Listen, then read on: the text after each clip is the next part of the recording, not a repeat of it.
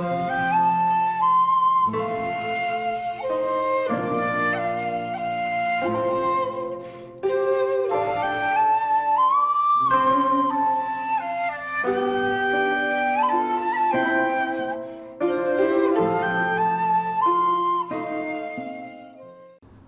there, this is Solitary Ronin from Solitary Ronin Films, and welcome to another Backlog cleared video. Today I have cleared my Twilight time backlog. Now I don't have that many, I've only got 10 titles, but I have still cleared them. It's still a backlog cleared, it still counts, so I'm just going to go through them quickly to celebrate the fact that I have cleared the backlog. Obviously Twilight time kind of went out of business. They are quite expensive in the secondary markets, and that's probably why I don't have that many, plus labels like Indicator and Eureka have released some of their titles since, but every now and again I'll see a title or two cheap on eBay and pick it up. But like I said, I've only got 10, so I'm not in the huge market for them. Again, some of their extras are really good, other titles have very little in the extra department. So we'll start with a film from 1957, The Admirable Triton, as opposed to The Admiral Triton, which I tend to call it that quite often. Directed by Lewis Gilbert, that would go on to do some James Bond films, adapted from the play by J.M. Barrie. From 1957, starring Kenneth Moore. And this is a comedy about class, but actually looking at it 60 years after it was made, it's not actually as much of a comedy as a tragedy, basically. Again, with Twilight time you get these little booklets, which are generally not that large, but again they have pictures and usually an essay, reversible, well not reversible artwork, but there's a picture in the artwork. Most of these are multi-region, some of them are region A. So it's basically the story of a group of servants in this rich house, and the head of the house decides to have a dinner where all the servants have dinner with the family, which obviously causes a bit of upset, not just with the family but of the servants themselves. You know, people faint at the thought. And then to get away from this controversy, the head of the house decides to go on a cruise with some of the staff, and they are shipwrecked on an island. And of course, Kenneth Moore's character, Triton the butler, kind of takes over to make sure they all don't die, because obviously the rich people are absolutely helpless without being waited upon and told what to do. So Kenneth Moore ends up being the head of the family, essentially. You know, there's some dated stuff about, you know, the women all being paired off, and they're all waiting for Kenneth Moore's decision of which woman he's going to pick to be paired off, which is slightly uncomfortable. But then they're rescued and they go back to England, and despite all the promises that are made on the island, of course when they go back it's business as usual. The staff is in the lower class and the family go back to not being really changed. You know, one of the guys who's there writes a book about their adventures, and of course making himself out to be the hero, and he saved the day. You know, the head of the house, the father, he takes credit for stuff, and it gets to the stage he can't even look at Crichton because he feels that now Crichton can't be trusted because he'll blow the whole story and the family will look ridiculous. So they really want to fire him despite all these years of service, but he ends up wanting to leave himself. You know, again, it's, you know, you kind of see some reviews of it as like a hilarious comedy, and it's like, it's not actually. It's pretty bleak, really, in the fact that it's pretty much saying, you know, essentially stay in your lane, people don't change. You know, you pretty much have to deal with the hand you're dealt. Money's the most important thing in the world. Even the freedom of being in a desert island, once reality comes back, you go back to your place. But it's a good little film. It's well worth a watch, but don't go into it thinking it's a knockabout comedy, because it's actually a lot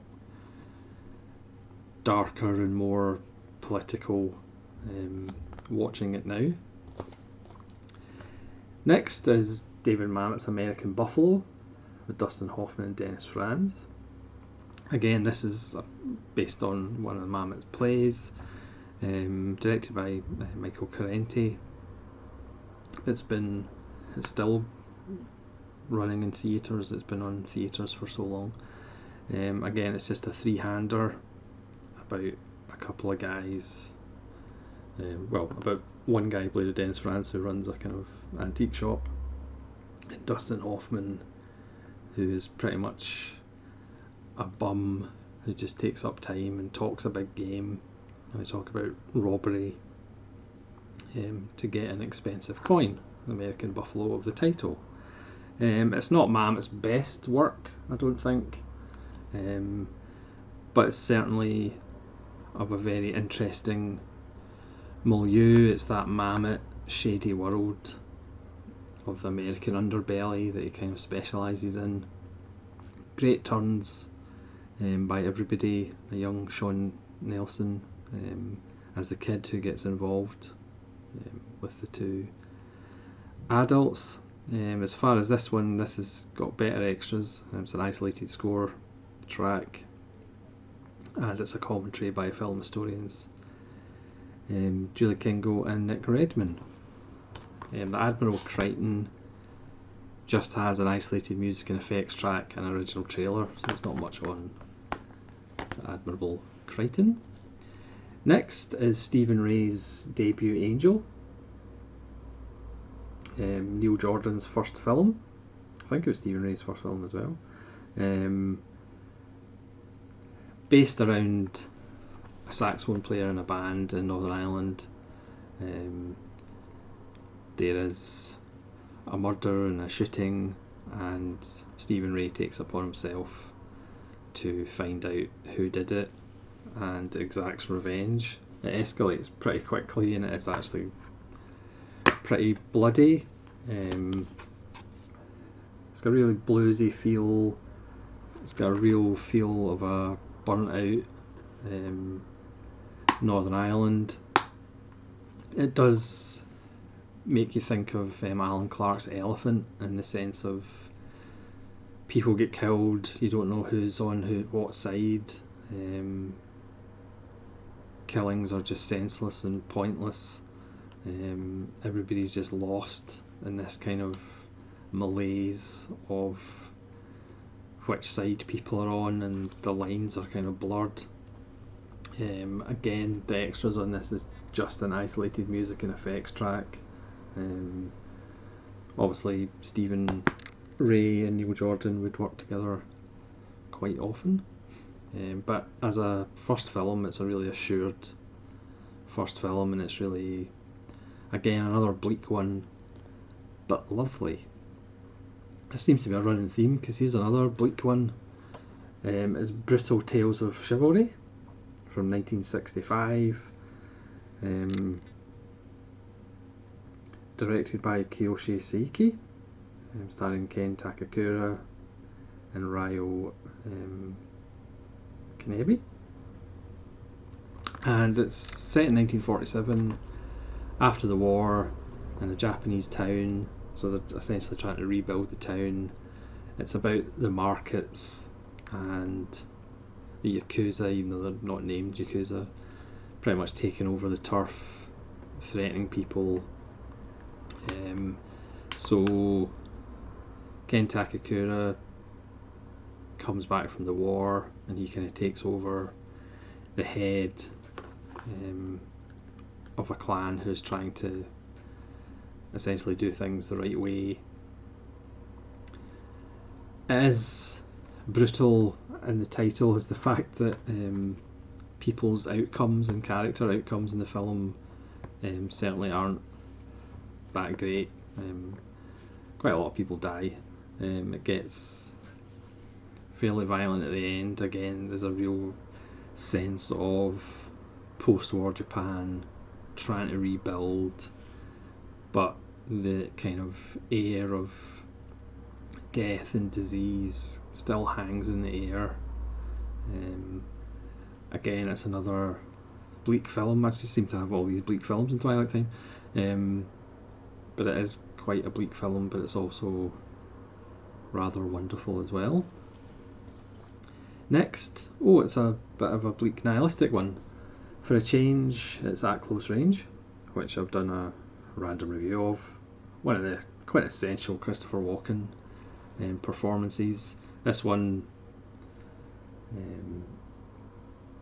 directed by James Foley in the 80s, also starring Chris Penn, Mary Stuart Masterton, Crispin Glover, lots of 80s faces, about a kid in the Midwest, partly based on a true story, who gets to reunite with his estranged father, who's a crook, like robs farms and stuff like that. But obviously things go bad. People get killed and he eventually turns to evidence. It's just a great performance by Walken, who has a big moustache in this one. This one has a really good commentary by director James Foley and Nick Redman. I'd highly recommend At Close Range. It's an underrated 80s film, and if you're a fan of Christopher Walken, it's an essential purchase. Next is one that's not bleak. It's Stanley Done's Bedazzled, with Peter Cook and Dudley Moore, which is just one of my favourite films of all time. It's so much fun. Yes, parts of it have aged, as Dudley Moore gets wishes from Peter Cook's Satan, but he wants to get Eleanor Braun, his waitress, or the waitress that he's in love with, but at every turn Peter Cook, no matter what he wishes, always kind of subverts it. It's a wonderful satire. Peter Cook is absolutely amazing in it. Dudley Moore plays the straight guy for Peter Cook's just wonderful performance as the devil. This one has an isolated music and effects track, and Peter Cook and Dudley Moore in the Paul Ryan Show, and a bedazzled conversation with Harold Ramis, who did the remake, but we're not going to talk about that. That's Bedazzled, which is wonderful. Next, it's another Christopher Walken bleak one. It's The Dogs of War, which was recently, last couple of years, released on Eureka on Blu-ray with the exact same cover art. This one has the international cut and the US cut. The international cut's 119 minutes, the US cut's 104, and an isolated score track and a theatrical trailer. Again, about mercenaries going into a fictional African country to have a military coup. Another fantastic Christopher Walken performance. Is just an empty man who only comes alive when he's actually fighting in wars. Tom Berenger and Colin Blakely are in support, amongst others. It's just another wonderful Christopher Walken scene. Christopher Walken film, and one that I would highly recommend if you haven't seen it. It's usually on television quite often, or certainly used to be in the 80s and 90s. Next, John Huston's Fat City, with a young Jeff Bridges and an older Stacy Keach, about kind of lower class boxing, or lower level boxing. Again, that booklet's actually the cover that Indicator used in their release. Again, you can see some of them are, like I said, it's crossover between Indicator releases and Eureka releases. That's a good film as well. Next is The River's Edge, which I recently did a random review of. Directed by Alan Dewan, starring Anthony Quinn and Robert Ryan. Anthony Quinn and Ray Milland, even though you can see Robert Ryan in it. So this is a strange little gem of a film about a couple living on a farm. Ray Milland turns up with some stolen money. He wants to go over the border, but he used to have a thing for the women. There's lots of sexual tension and jealousy. It's an unusual little film. It has twists and turns, but again, if you want to hear more about it, I did do a random review because it's a strange little wonderful film. And finally, Royal Flash by Richard Lester, which is absolutely wonderful. I should say, sorry, that River's Edge has an isolated music and effects track, an audio commentary with Elaine Silver and James Orsini, and the original trailer. Royal Flash from 1975 has an isolated score track, an audio commentary with Malcolm McDowell and Nick Redman inside Royal Flash and Meet Harry Flashman. This is based on British comic book, or books, so they're not comic books. Is Malcolm McDowell, who is a British hero of the army, who's not really because it was more accidental, and his adventures with Oliver Reed's Otto von Bismarck, arranged marriages. It's got just an amazing cast, as lots of Richard Lester films have. I think I did a random review of this as well. It's just so much fun. It's not perfect, but it's just so much fun. Alan Bates, Britt Ekland, Tom Bell, Joss Ackland, Lionel Jeffries, Alistair Sims in it, Michael Horden's in it, a young Bob Hoskins, and even younger David Jason.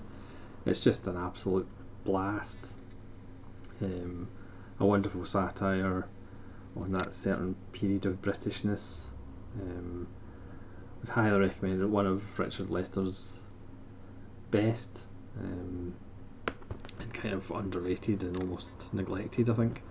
So that's my very small Twilight Time collection, but more importantly, that is the backlog cleared of Twilight Time.